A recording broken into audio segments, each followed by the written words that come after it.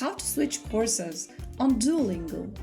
Hi everyone, welcome back to Crazy Gamer, and in this video we are gonna learn how we can easily switch between courses on Duolingo quickly and easily. First of all, launch open the Duolingo application and log into your account.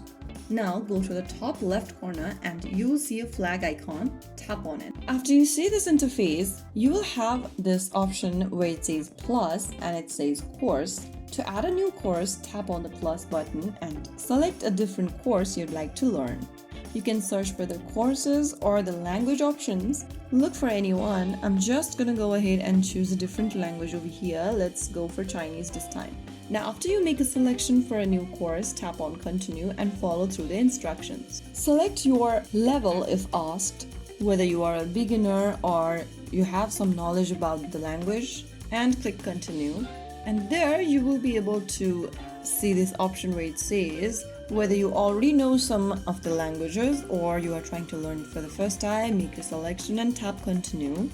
And now you get ready for some lesson. Go ahead and complete the lesson. Now after you complete your lesson, you'll receive some XP points. Go ahead and claim it.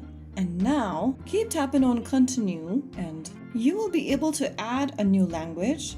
Now go to the same flag icon at the top left and you will see different languages that you've added. To switch between languages, just go ahead and select the another language or their flag and you'll be able to switch between courses on Duolingo. Just tap the flag icon and choose another flag in order to switch between the courses.